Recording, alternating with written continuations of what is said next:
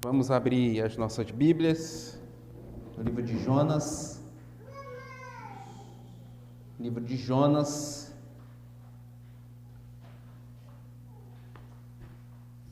capítulo 1, verso 17. E aí nós vamos emendar com o capítulo 2, verso 1 ao verso 10. Jonas, no capítulo 1, do verso 17, até o verso 2, até o capítulo 2, verso 10.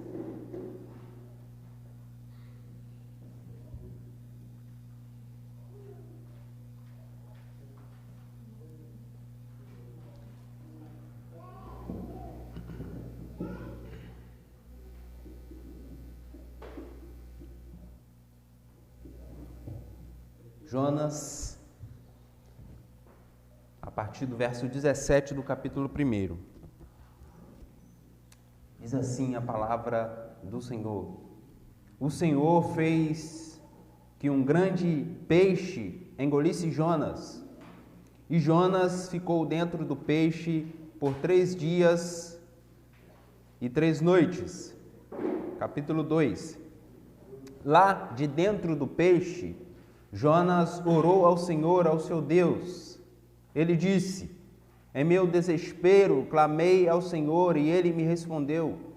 Do ventre da morte gritei por socorro e ouviste o meu clamor. Jogaste-me nas profundezas, no coração dos mares. Correntezas formavam turbilhão ao meu redor. Todas as tuas ondas e vagas passaram sobre mim. Eu disse: fui expulso da tua presença. Contudo, olharei de novo para o teu santo templo. As águas agitadas me envolveram, o abismo me cercou, as algas marinhas se enrolaram em minha cabeça. Afundei até os fundamentos dos montes, a terra cujas trancas estavam me aprisionando para sempre. Mas tu trouxeste a minha vida de volta da cova, ó Senhor meu Deus. Quando a minha vida já se apagava, eu me lembrei de ti, Senhor, e a minha oração subiu a ti, ao teu santo templo.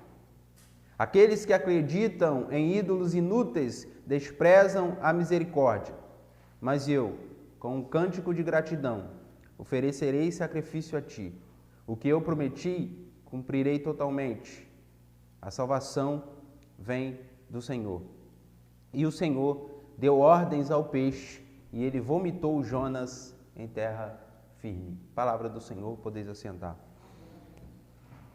Oremos mais uma vez. Deus Santo e Poderoso, nós te damos graça e te louvamos pela bondade do Senhor, pela misericórdia do Senhor, que se multiplicou sobre as nossas vidas nessa noite. Nos deu o grande privilégio, ó Deus, de estarmos aqui, ó Deus, nessa noite fria, mas gostosa, ó Deus, porque estamos juntos em comunhão, em comunidade, para cultuar ao Senhor. Por isso, ó Deus, aqueça o nosso coração nessa noite com a sua palavra, em nome de Jesus.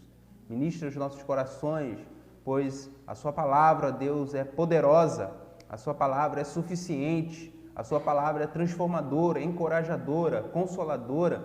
Ó Deus, a sua palavra que nos traz sabedoria do alto. Ó Deus, derrame sobre nós a sua santa palavra.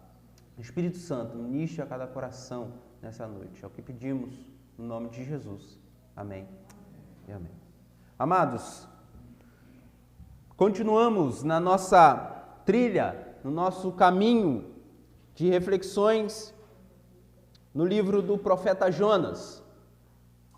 Já perpassamos pelo capítulo 1, em que nós pudemos olhar para o profeta fujão, aquele que ouviu a palavra de Deus, a ordem de Deus, e deliberadamente desobedeceu, sofreu as consequências da sua desobediência,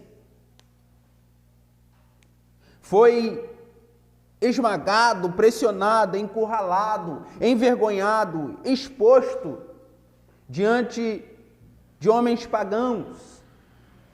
Mas ainda assim, Deus, por sua graça e por misericórdia, salva aqueles marinheiros pagãos e também demonstra a sua misericórdia pelo profeta desobediente, mesmo lançando-o ao mar.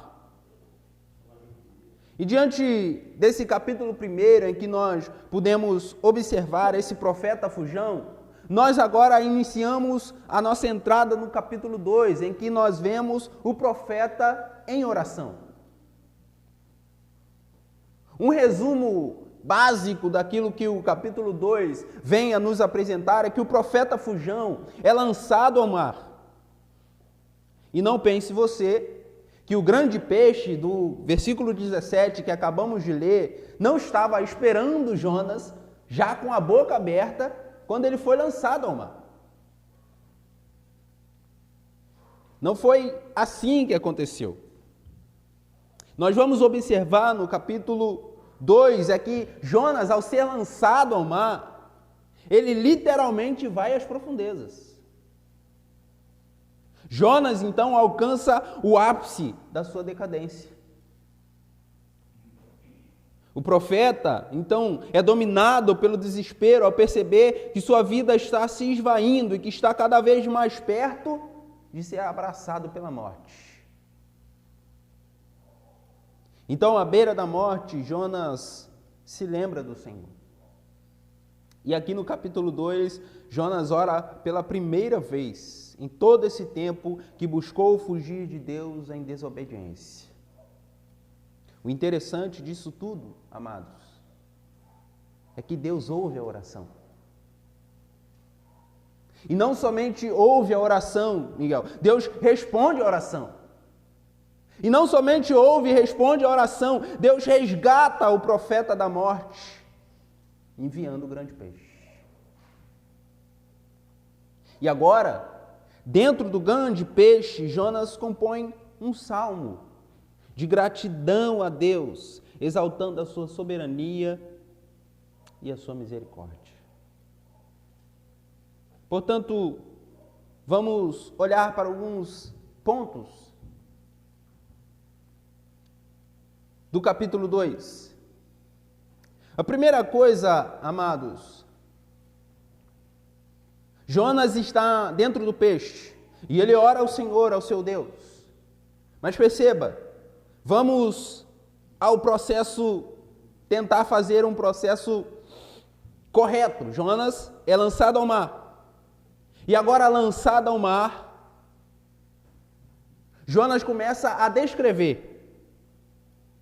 O versículo 2, ele aponta para o clamor e a resposta. No versículo 2, ele disse, em meu desespero, clamei ao Senhor. E ele me respondeu, do ventre da morte, gritei por socorro e ouviste o meu clamor. O primeiro ponto de destaque é que aqui está claramente, Miguel, apresentado a estrutura de um salmo, em que nós podemos observar o famoso paralelismo, em que você diz uma coisa numa primeira frase e repete outra coisa numa segunda frase, dizendo a mesma coisa com outras palavras. E esse salmo, essa oração de Jonas, que ele está louvando a Deus, em gratidão no seu coração, ele já expressa que, diante da sua angústia, diante de ser lançado ao mar, Jonas clama. E ele de pronto já diz no seu salmo, assim que eu clamei, Deus me respondeu. Do ventre da morte eu gritei por socorro, e Deus ouviu o meu clamor.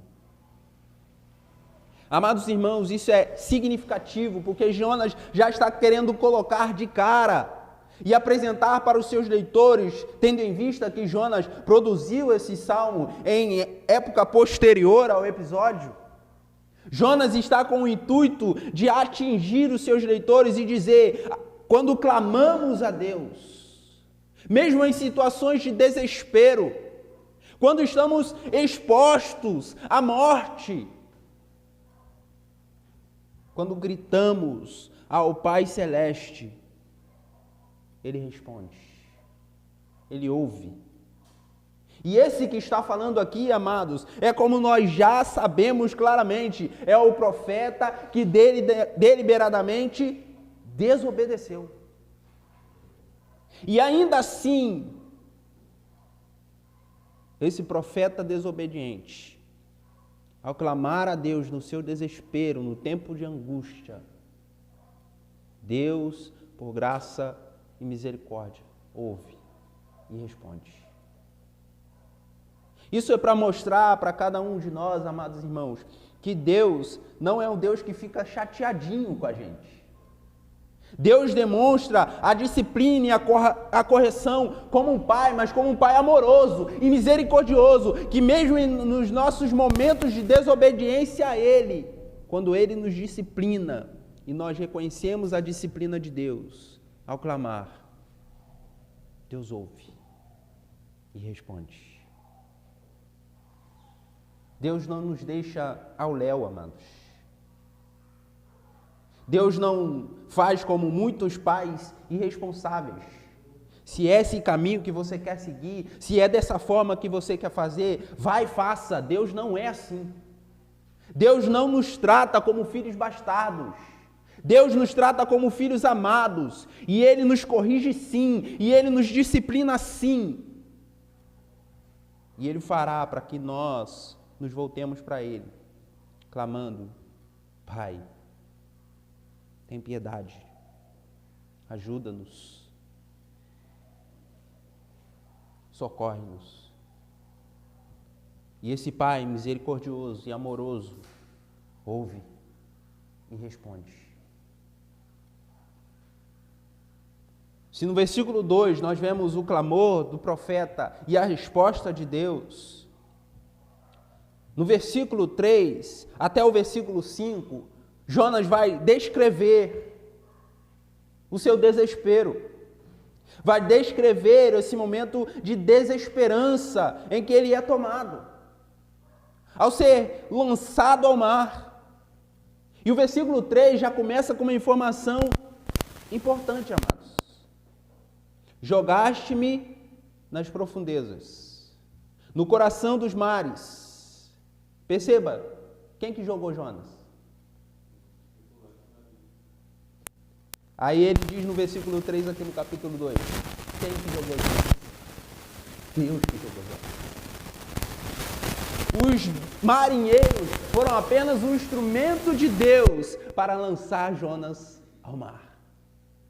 Isso é significativo, amados, porque aqui Jonas está demonstrando, Deus é soberano.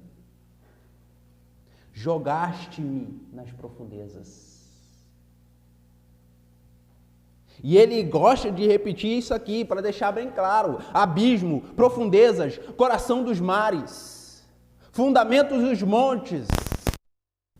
Jonas foi até o fundo.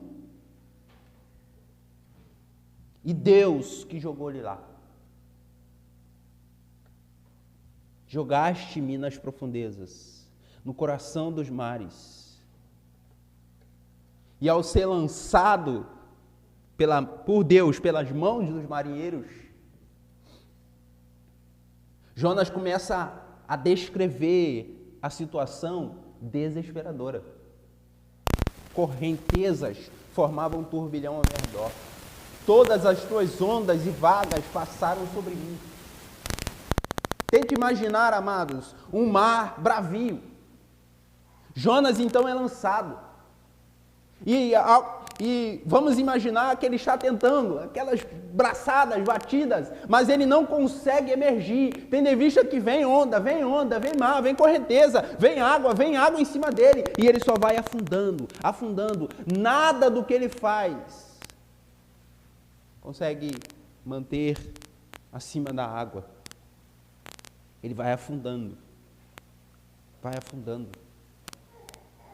E aí, no versículo 4, amado, Jonas exclama: eu disse, fui expulso da tua presença. Fui expulso da tua presença. Em outra versão, estou excluído da tua presença. Será que tornarei a ver o teu santo templo. E a palavra aqui para expulso, excluído, amados, é a ideia hebraica de um marido que repudia sua mulher. Deus afasta Jonas, separa Jonas, repudia Jonas. E aquilo que o profeta estava ansioso por experimentar no capítulo 1, ao fugir de Deus, ele tem um antegosto aqui. Já que ele tanto queria experimentar, estar longe de Deus, afastado de Deus, Deus dá um antegosto para Jonas. De forma que ao experimentar um pouquinho desse afastamento, Jonas entra em desespero. Eu fui expulso, excluído da tua presença. Será que tornarei a ver o teu santo templo? Jonas está experimentando, amados, aquilo que nós entendemos que em vida é a pior coisa da existência humana. Jonas está experimentando o afastamento de Deus.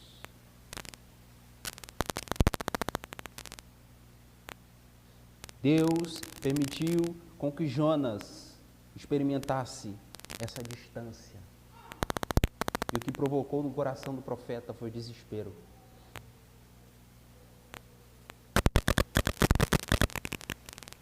E ele então pergunta: será que tornarei a ver o teu santo templo?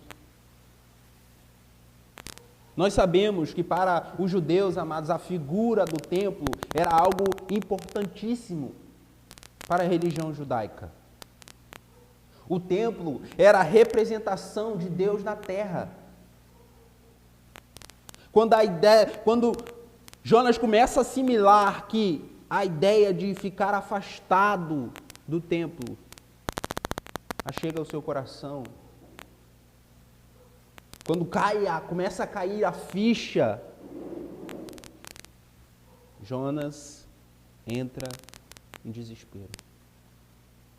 Estou excluído, expulso da tua presença. Será que tornarei a ver o teu santo templo? Jonas então está experimentando no seu coração, na sua alma, amados, esse antegosto. E ele continua a descrever no versículo 5, dizendo: as águas me cercaram até a alma. Jonas estava sentindo no seu físico, como Jonas estava sentindo no seu coração, como um todo. Ele estava sendo exprimido. Ele estava ficando sem fôlego.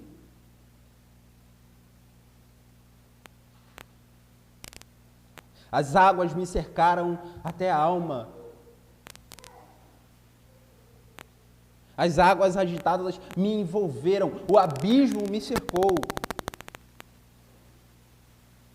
Jonas foi chegando no fundo, de tal forma que ele diz: as algas marinhas se enrolaram na minha cabeça. Jonas chegou lá no fundo, a ponto de se enroscar com as algas marinhas.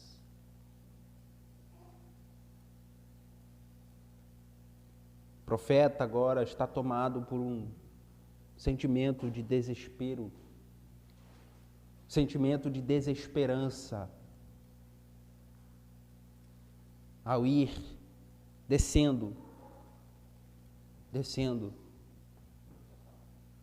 para o fundo do mar.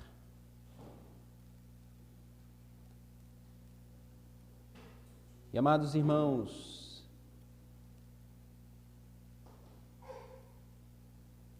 isso é um grande ensinamento do nosso Pai Celestial.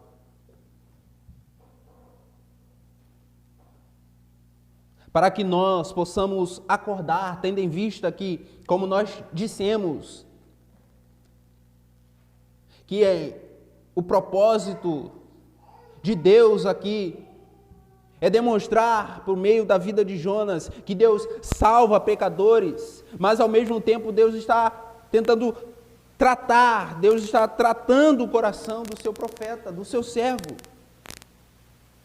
E Deus que está salvando pecadores a despeito de Jonas, Deus ainda continua preocupado com o coração de Jonas. De forma que Ele permite com que Jonas experimente esse tenebroso sentimento de desespero e de desesperança. Para que Jonas entenda a tolice dos seus pensamentos, a insensatez do seu comportamento.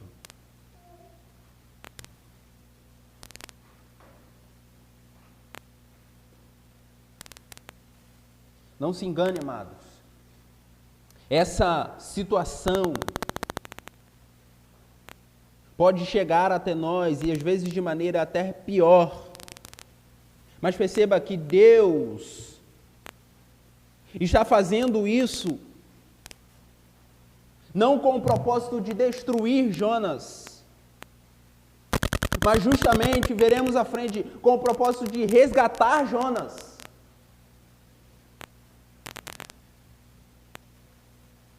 E é o que nós vemos no versículo 6.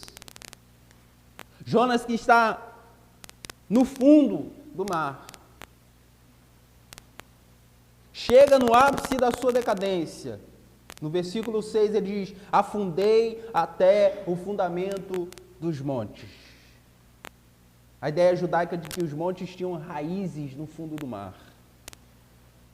Jonas, eu cheguei até lá. É para a gente entender o que Jonas está querendo dizer. Eu cheguei até o fundo mesmo. A terra cujas trancas estavam me aprisionando para sempre. Jonas está dizendo aqui: é o meu fim. É o meu fim. Não tem mais esperança para mim. Não tem mais saída para mim. Não tem mais recurso para mim.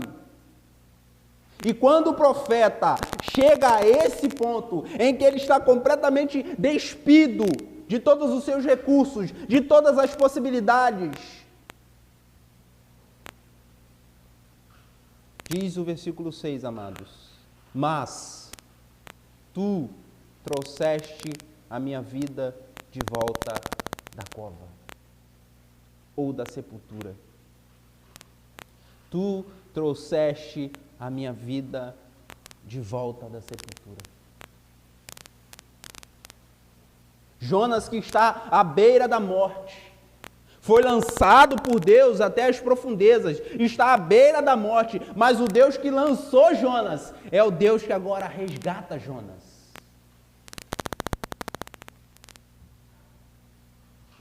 Deus mostra para o profeta: você não tem recursos, você não tem possibilidades, a sua desobediência te deixou completamente despido.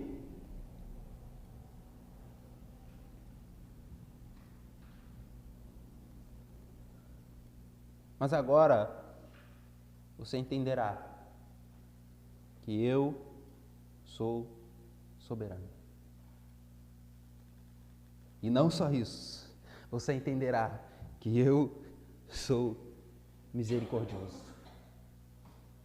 Mas tu trouxeste a minha vida de volta da sepultura. E olha a expressão: ó Senhor, meu Deus. Jonas é resgatado, amados. O versículo 6 retrata isso: salvação e resgate.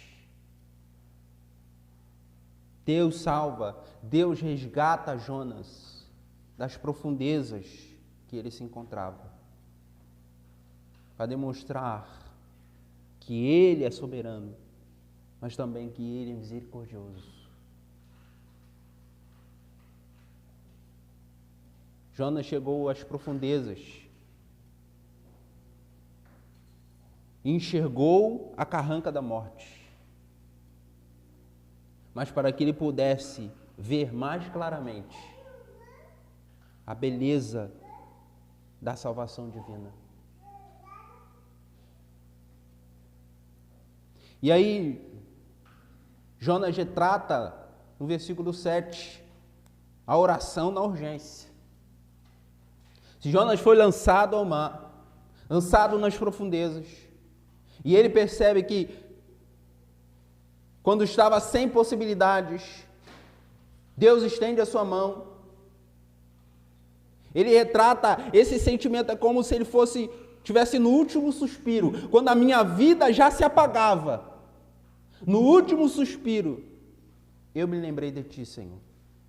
E a minha oração subiu a ti, ao teu santo templo. Perceba que se nós formos na cronologia dos eventos, aqui é a primeira vez que Jonas ora.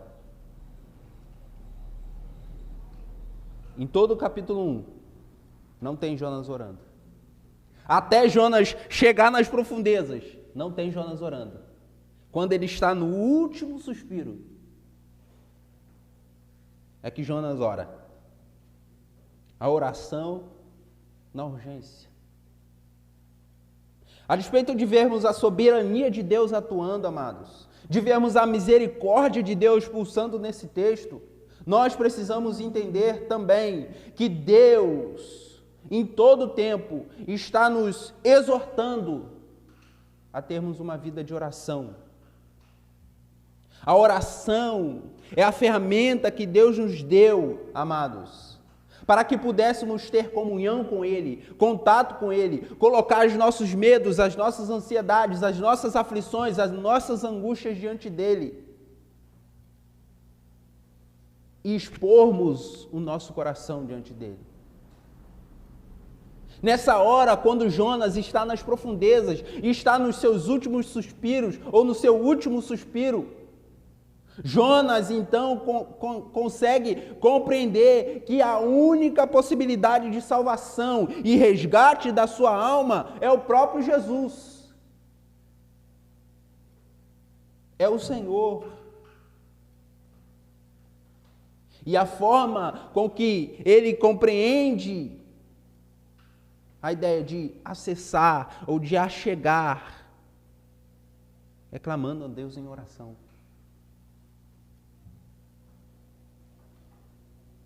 Mas perceba que essa oração demonstra como Jonas é bem próximo de nós, amados. Nós, muitas das vezes, é só em último caso que procuramos Deus para orar, em oração.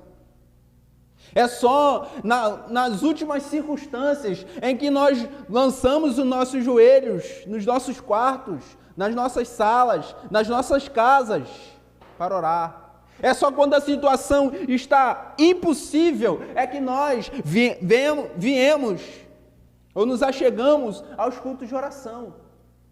É quando não tem mais o que fazer, é que a gente começa a mandar recado para o pastor, é quando a gente começa a mandar recado para os irmãos piedosos, para orarem, para clamarem a Deus, para que Deus intervenha. Nós somos um povo que tem aprendido e perpetuado esse comportamento de orar na urgência. É só quando o bicho está pegando. Quando o bicho está pegando e a gente vê que a gente não tem mais possibilidade, a gente, não tem Deus. Porque Deus é o Deus do impossível. E é verdade, mas só fazemos uso dessa ferramenta da oração só para usar o Deus do impossível.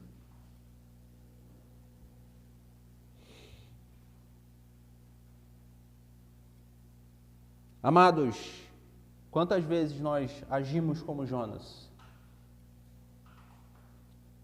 Orando na urgência.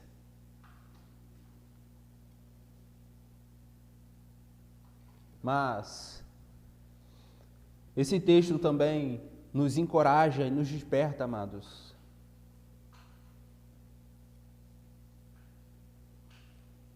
a buscarmos ter uma vida de oração, a buscarmos clamar ao Senhor, a buscarmos nos tempos de angústia e sofrimento, é a Deus que devemos procurar mesmo.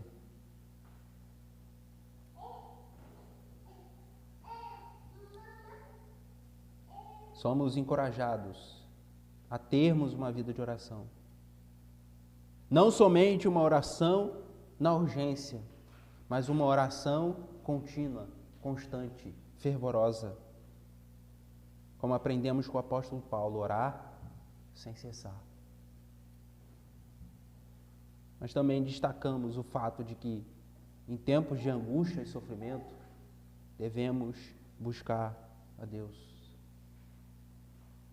Só Ele, amados, é poderoso para nos resgatar, para nos livrar, para nos salvar.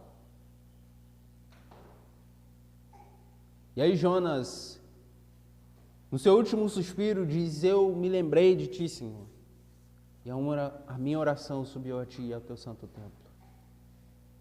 E aí Jonas caminha para o versículo 8. Se nós temos o versículo 2, clamor, e a resposta, Jonas apresentando que clamou e Deus respondeu.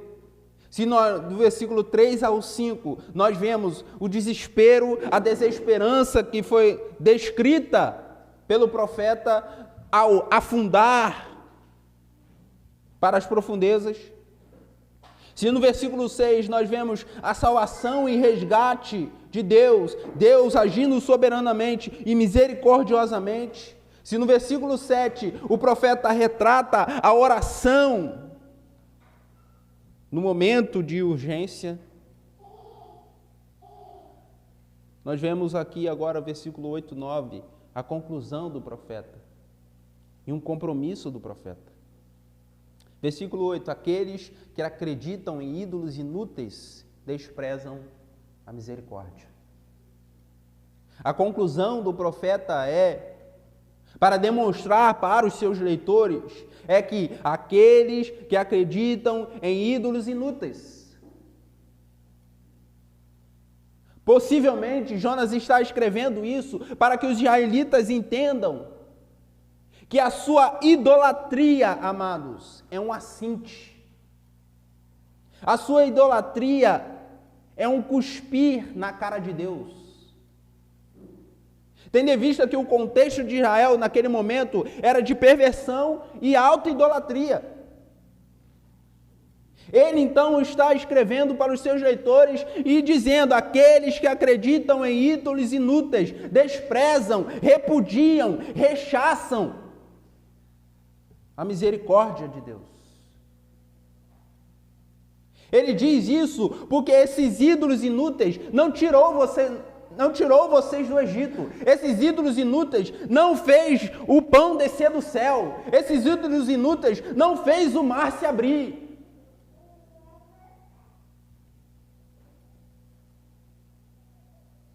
Esses ídolos inúteis não conduziram vocês à terra prometida. Quando vocês confiam e acreditam nesses ídolos inúteis, vocês estão desprezando a misericórdia de Deus. A idolatria, amados irmãos, não se engane, não é somente se prostrar, adorar ou venerar uma imagem de escultura. A idolatria é quando colocamos algum Deus, alguma coisa, entronizamos no nosso coração e isso toma o lugar de Deus na nossa vida. Isso significa quando colocamos o nosso casamento na frente, quando colocamos os nossos filhos na frente, quando colocamos os nossos cônjuges na frente, quando colocamos o nosso trabalho na frente, quando colocamos os nossos bens na frente. Essas coisas se tornam mais importantes para nós. Isso a Bíblia diz, é idolatria.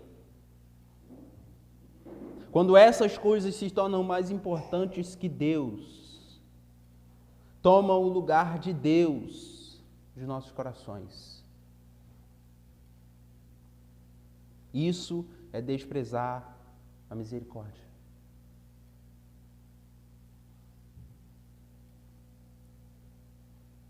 Isso é desprezar aquilo que Deus tem feito por nós.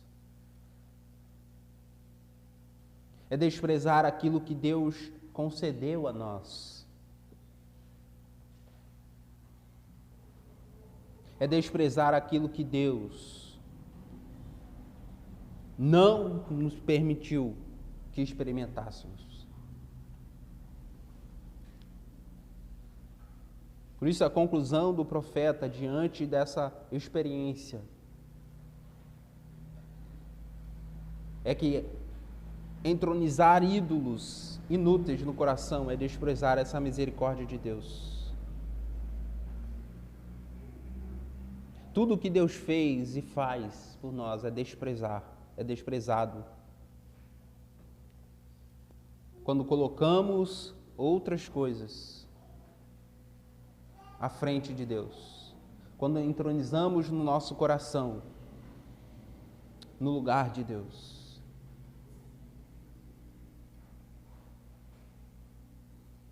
Desprezamos, amados, a vida.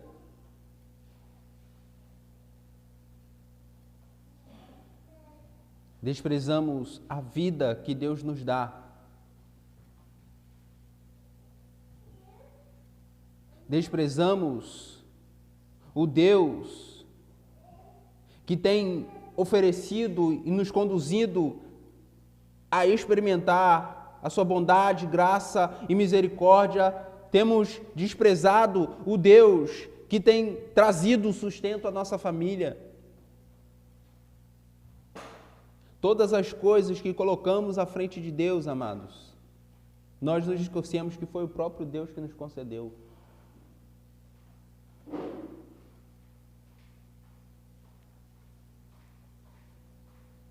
E assim desprezamos a misericórdia de Deus. Mas o profeta agora então ele assume um compromisso. Versículo 9. Aqueles que acreditam em ídolos inúteis desprezam a misericórdia, mas eu.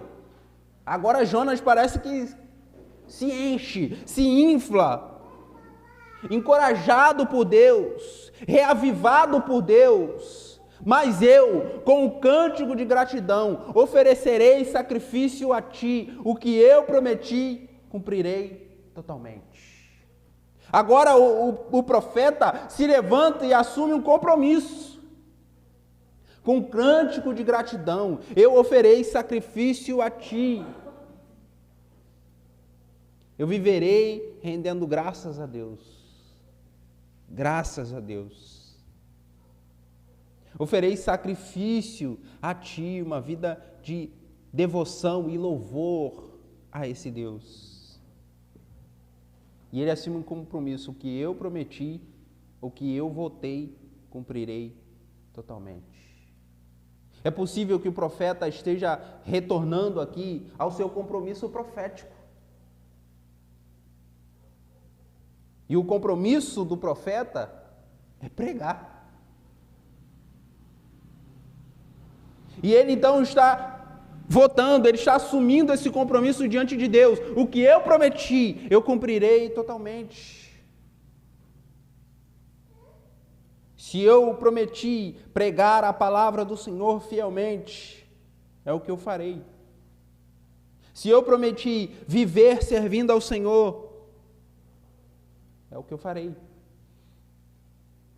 E ele então arremata trazendo o resumo de todo o livro de Jonas. A salvação vem do Senhor. A salvação pertence ao Senhor. Quero dar ênfase a isso na próxima quarta-feira. Mas o que nós aprendemos aqui, amados, é que Jonas, que experimentou a misericórdia de Deus, experimentou o desespero, a desesperança, mas experimentou a misericórdia de Deus. É um profeta que agora salvo, resgatado, erguido, é um profeta que agora, amados, está cheio de graça, de gratidão no seu coração.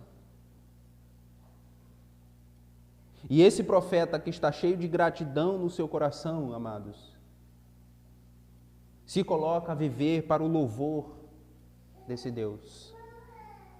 E não somente isso, ele se coloca para servir a esse Deus. Porque ele entende que a salvação vem do Senhor. O profeta que está chateado, está irado no capítulo 1, está fugindo no capítulo 1, está desobediente no capítulo 1, porque não quer pregar para os ninivitas. Ele está começando a entender. A salvação vem do Senhor.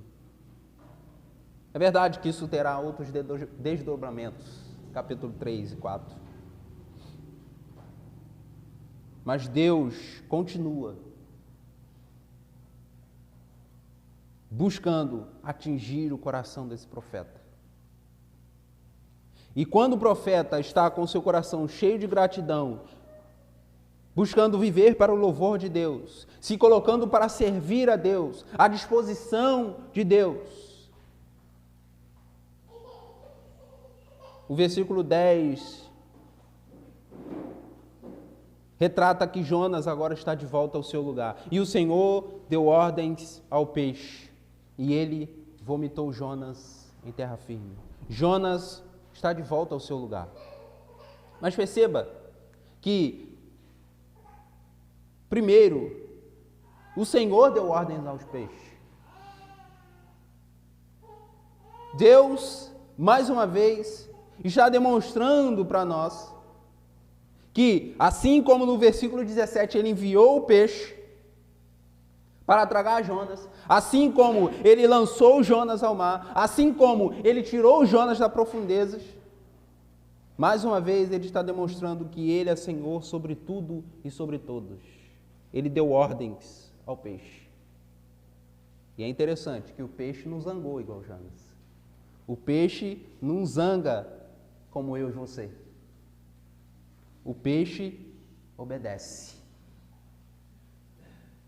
O Senhor deu ordens ao peixe e ele vomitou. E a palavra no hebraico é exatamente essa. Não é cuspiu, não é escarrou, é vomitou. E aqui, amados, também é interessante porque isso pode apontar para aquilo que está em Apocalipse capítulo 3, versículo 16 e 19, 16, e depois nós leremos 19, em que Deus está falando para a igreja de Laodiceia, mas porque é como água morna, nem quente, nem fria, eu vomitarei de minha boca. Parece que há uma possibilidade de que o que Jonas está retratando aqui é o que ressoa nesse versículo em Apocalipse. Jonas trouxe incômodo, náuseas, desconforto no Senhor. E ele foi vomitado por conta do seu comportamento contraditório. E é interessante que o versículo 19 vai meio que caminhar nessa linha que estamos apontando aqui, porque ele diz: eu corrijo e disciplino aqueles que amo. Por isso seja zeloso e arrependa-se. Mas, amados, sendo isso, ou outra possibilidade, como a possibilidade de ter vomitado Jonas, para que ele fosse humilhado e voltasse ao seu lugar, tanto um como o outro querem demonstrar exatamente essa ideia.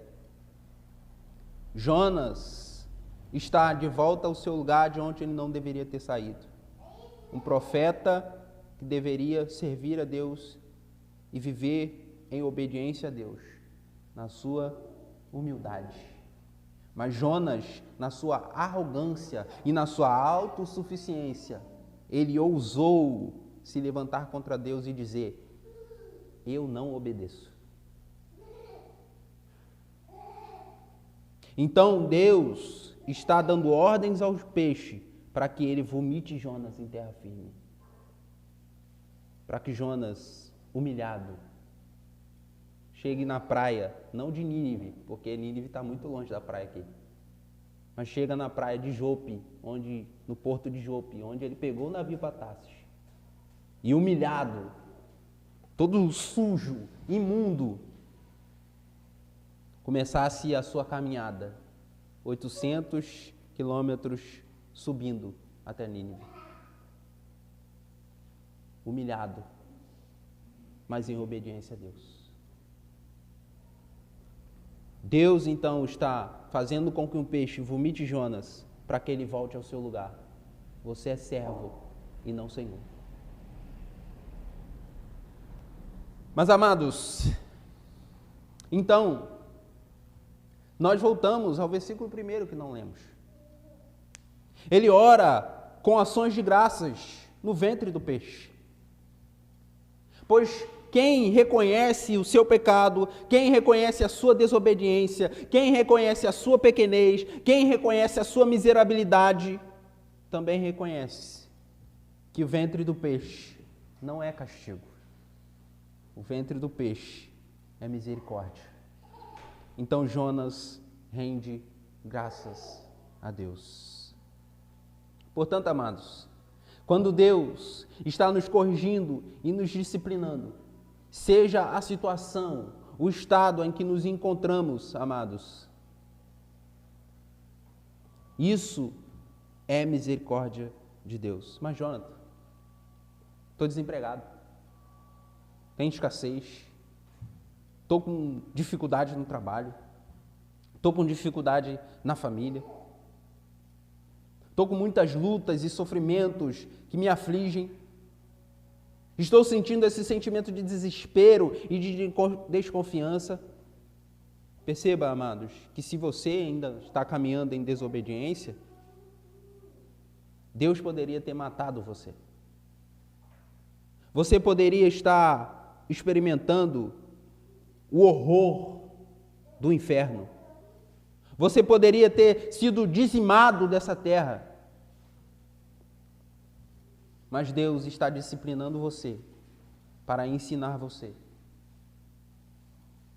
que Ele é grande e você é pequeno. Que nós devemos nos debruçar e nos lançar na misericórdia desse Deus e se colocar diante dEle em obediência.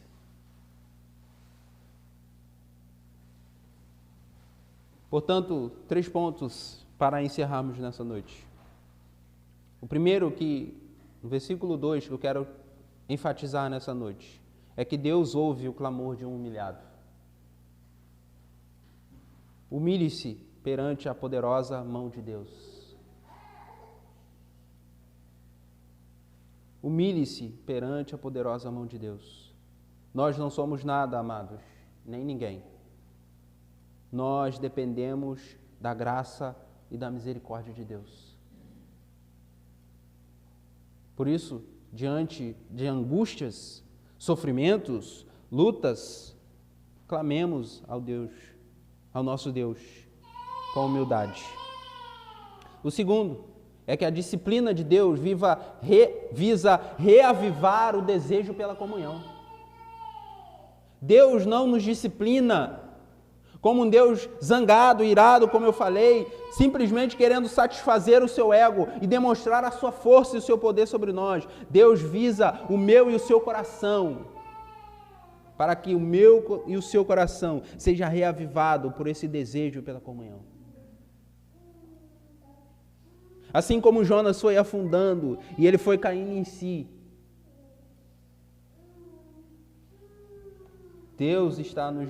Deus nos disciplina para que também caiamos em si e possamos almejar novamente a comunhão com Deus, a comunhão com o povo de Deus. A disciplina de Deus visa reavivar o desejo pela comunhão. E terceiro, não existe lugar ou estado em que nós nos encontrarmos que impedirão a ação restauradora de Deus. Não importa o estado ou a profundidade que você possa chegar, amados. A mão de Deus é poderosa para te tirar de lá. Deus é poderoso para te colocar de pé. O mesmo Deus que faz a ferida, cura. O mesmo Deus que abate, levanta. O mesmo Deus que humilha, restaura e exalta, para louvor do seu nome. Então não importa o lugar ou o estado em que você se encontra. Nada pode impedir a ação restauradora de Deus. E como nós cantamos aqui uma vez na igreja, Cristo move as montanhas e tem poder para salvar. Cristo moveu céus, terra, mar e peixe para tratar o coração de Jonas. E ele move o que fosse necessário para tratar o coração e restaurar a vida dos seus servos. Deus não desistiu de Jonas. Deus não vai desistir de eu e você. Isso, podemos confiar nisso, amados, por causa de Cristo Jesus. O Cristo de Deus que veio a essa terra, morreu em nosso lugar, garantiu para nós, amados, segurança na promessa de Deus. Todos aqueles que vierem às minhas mãos, de maneira nenhuma eu lançarei fora. Então, até quando você caminha em desobediência por causa do seu coração pecaminoso, por causa do meu coração pecaminoso, Deus vai nos disciplinar, mas nos disciplinar para nos restaurar e nos manter firmes, caminhando para o seu propósito, para a sua glória. Amém, amados? Vamos orar ao Senhor. Deus, nós queremos te dar graças e te agradecer pela sua palavra. Pedimos ao Senhor que, por ação do teu Espírito Santo, o Senhor ministre os nossos corações de forma profunda, ó Deus, de maneira que possamos sair daqui mais convictos, confiantes e temerosos, ó Deus. Ó Deus, que a sua palavra atinja os nossos corações de tal maneira que nós, que caminhamos em desobediência, possamos clamar ao Senhor, ó Deus. Pedir que o Senhor possa nos restaurar, ó Deus. Pedir ao Senhor que possa nos resgatar, ó Deus, das profundezas. Pedir para que a nossa comunhão com o Senhor possa ser restaurada, ó Deus. E nós clamamos ao Senhor porque cremos em Cristo Jesus, o nosso Senhor e Salvador. Ele proporcionou para nós, ó Deus, a comunhão restaurada com o Senhor. Por isso, confiados nos méritos de Cristo Jesus, nós nos achegamos a Ti, pedindo ao Senhor, se conosco, Pai. Se for para disciplinar-nos, que o Senhor nos discipline, para que possamos viver uma vida correta, santa, justa, íntegra diante do Senhor e para a glória do Senhor, ó Deus. Mas não permita que nós venhamos sucumbir, ó Deus, mas que nós venhamos ser tomados pelo Senhor, abraçados pelo Senhor, tratados pelo Senhor, ó Deus, restaurados pelo Senhor, para a glória do Senhor, em nome de Jesus. Seja com o seu povo e conduza-nos, ó Deus, nessa comunidade, pregando o seu Evangelho, que nós possamos assumir um compromisso diante do Senhor, ó Deus, de servi-lo com integridade, fidelidade, ó Deus, e amor. É no nome de Jesus que eu oro. Amém e amém. Amém, amados. Oração silenciosa. Estamos encerrados nessa noite.